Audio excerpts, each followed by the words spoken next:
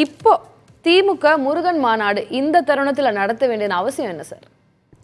ஒரு செய்தி சேனல் வரலாற்றில் ஒரு மிகப்பெரிய ஒரு திருப்புமுனையாக அமைந்த புதிய தலைமுறை தொலைக்காட்சியினுடைய வாழ்த்துக்களை தெரிவித்துக் கொள்கிறேன். இன்றைக்கி பழனிக்கு வந்துடலாம். பழனி வந்து தமிழ்நாட்டினுடைய ஒரு ஆன்மீக தலம், அது ஒரு முக்கியமான சுற்றுலாத்தலம் கூட. இந்த திமுக அரசு வந்து ஒரு ஆன்மீக அரசியலை முன்னெடுப்பது, அதன் மூலமாக ஒரு சுற்றுலாத்துறை வளர்ச்சிக்கு ஒரு அடிகொள்வதற்கான ஒரு நிப்பாக நான் அதை இந்த முத்தமிழ் திமுக ஆன்மீக அரசியலை முன்னெடுக்குதா? ஆமாம், அப்படி தான் நம்ம பார்க்க வேண்டியிருக்குது. அதன் மூலமாக சுற்றுலாத்துறை வளர்ச்சி நடந்ததுன்னா அது ஒரு நிச்சயமாக ஒரு பெரிய அளவில் தமிழ்நாட்டின் வளர்ச்சி கை கொடுக்கும். ஸோ அந்த வகையில் அது ஒரு ஆரோக்கியமான விஷயம், வரவேற்கப்பட வேண்டிய விஷயம். ஆனால் இந்த பேர் வந்து சில கேள்விகளை எழுப்புகிறது. முத்தமிழ் முருகன் மாநாடு அப்படிங்கும்போது அது என்ன விதமான மாநாடு? அது பக்தி மாநாடா, இல்லை இலக்கிய மாநாடா, இல்லை வரலாற்று பண்பாட்டு மாநாடா அப்படிங்கிறது ஒரு மிகப்பெரிய கேள்வி எழுப்புது. அது வெறுமனே முத்தமிழ் மாநாடுன்னு முடியும் போது ஆப்வியஸாக அதில் நிறைய அரசியல் வரும். காலையிலிருந்து நிகழ்ச்சியை நான் பார்த்துட்ருக்கேன். காலைல முதல்வர் அவர்கள் பங்கேற்ற நிகழ்ச்சியாகட்டும், அதை தொடர்ந்து நடந்த பல்வேறு நிகழ்ச்சிகளை இணையம் மூலமாக பார்த்துட்ருக்கோம். ஸோ அதில் வந்து என்ன விதமான மாநாடு, இதோடைய அப்ஜெக்டிவ் என்னங்கிறதுல ஒரு பெரிய ஒரு கேள்விக்குறி எழுது. இதை எடுத்து என்னென்னா, இவங்க இது கட்சி மாநாடு இல்லை, அதுதான் எல்லாரும் திமுகவுடைய கூட்டணி கட்சி எல்லாம் சொல்றாங்க. ஏன்னா இது வந்து அரசு சார்பாக, அரசனுடைய அறநிலையத்துறை சார்பாக நடத்தப்படக்கூடிய ஒரு நிகழ்வு. அறநிலையத்துறை சார்பாக நிறைய குடமுழுக்குகளாகட்டும், அது கோயில்களுக்கெல்லாம் செய்ய வேண்டிய ஒரு விஷயம். அது சார்பாக அதே போல ஒரு மாநாடு, முத்தமிழ் கடவுள் முருகன் மாநாடு அப்படின்னு நடத்துறாங்க. அதுல என்ன? ஆனா இதுதான் முதல் முறையாக திமுக அரசு ஒரு இது போன்ற ஒரு பக்தி மாநாடு, ஒரு ஆன்மீக மாநாடை முன்னெடுப்பது இதுதான் முதல் முறை.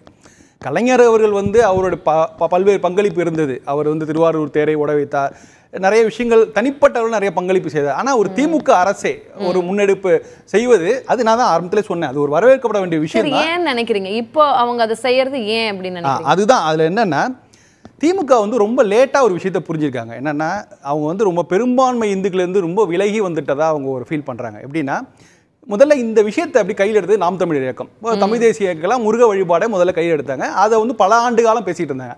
அடுத்தது ஒரு பெரிய திருப்பு முனையாக பாஜக என்ன பண்ணுது, வேல் யாத்திரையை எடுத்துக்கணும். வேல் யாத்திரை எடுத்துகிட்டு போய் அவங்க வந்து அறுபடை வீடுகளுக்கெல்லாம் போகும்போது ஒரு மிகப்பெரிய ஒரு விஷயம் நடக்குது. அந்த நேரத்தில் ஆட்சியில் இருந்த அதிமுக எடப்பாடி அவர்கள் வந்து தைப்பூசத்தை வந்து விடுமுறை நாளாக அறிவிக்கிறார். ஸோ எல்லா கட்சிகளுமே இந்த முருக வழிபாடு இந்த விஷயங்களை கையில் எடுக்கும்போது அந்த நேரத்தில் திமுக வந்து ஒரு தனித்து விடப்படுகிறது.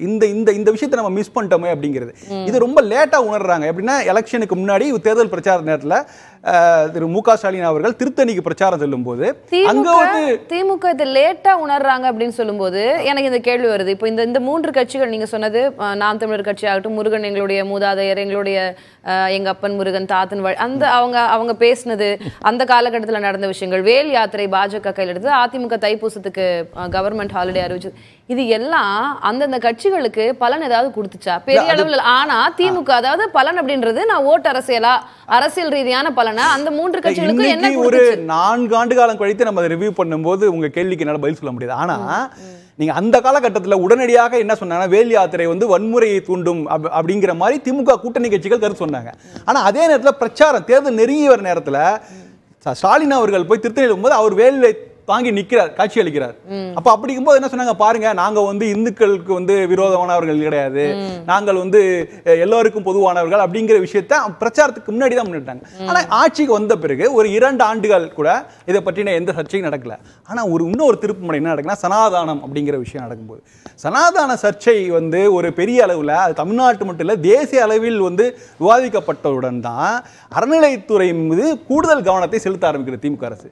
இன்றைக்கு முதல்வர் அவர்கள் சொல்றாங்க, இல்ல ராம்கி, எனக்கு அங்கதான் என்ன கேள்வி வருதுன்னா, இப்ப சனாதன சர்ச்சை அது மிகப்பெரிய அளவுல பேசப்பட்டது. ஆனா அதெல்லாம் அதோட இம்பாக்ட் எல்லாம் தமிழ்நாட்டுல இருக்குமாயின், ஒருவேளை இந்த ஓட்டரசியல்ல இருக்குமாயின், திமுக இவ்வளவு பெரிய வெற்றி தொடர்ந்து வெற்றி முகமாக இருக்கிறார்கள். அப்ப அந்த இம்பாக்ட் எல்லாம் அதனுடைய தாக்கம் எல்லாம் எங்க இருக்கு? நிச்சயமா தமிழக அரசுல இல்ல. சனாதானத்தை பத்தி நிறைய தெளிவு இங்க தமிழ்நாட்டில் இருக்கு.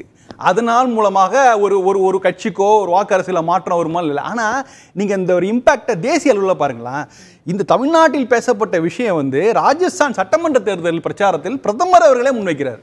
அதை தொடர்ந்து அது பெரிய ஒரு 5 மாநில சட்டமன்ற தேர்தல் பெரிய பாதிப்பை ஏற்படுத்துது. ஸோ அப்ப அதோடைய சீரியஸ்னஸ் வந்து நிச்சயமாக திமுக உணர்ந்து கொண்டது. ஆனா அதுக்கப்புறம் நான் கேட்கிறேன், திருப்பி அது பிரதமரே முன் வச்சாரு, பிஜேபி அதை பெரிய அளவுல கொண்டு போனாங்க, அதெல்லாம் சரி.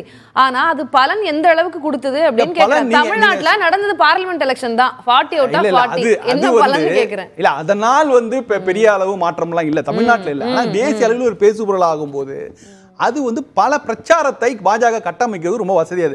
5 மாநில எலெக்ஷனுக்கு முன்னாடியே முருகன் மாநாடுலாம் அவங்க வச்சிருந்திருக்காங்க. நான் எதுக்காக அதை தொடறேன் அப்படின்னா, அந்த விஷயத்தோட அது வந்து ஒரு அதை வந்து சீரியஸா ஆகிவிட்டது அப்படிங்கிறது, அதை சரி பண்றதுக்காக தான் அறநிலைத்துறை சம்பந்தமான விஷயங்கள்ல கூடுதல் கவனம் செலுத்து. அதுவும் நல்ல விஷயம் தான். தமிழ்நாட்டை பொறுத்த வரைக்கும் தமிழ் திமுக அரசு மேற்கொள்ள நடவடிக்கை நல்ல விஷயம் தான். ஆனா அதை தொடர்ந்து அடுத்தடுத்த ஸ்டெப்ஸ் இன்னைக்கு பாத்தீங்கன்னா, இன்னைக்கு முதல்வர் என்ன சொல்றாங்க, சேகர்பாபு அவர்கள் கோயிலிலே குடியிருக்கிறார் அப்படிங்கிறாங்க. ஒரு நல்ல கிரெடிட் நல்லா கொடுக்குறாங்க.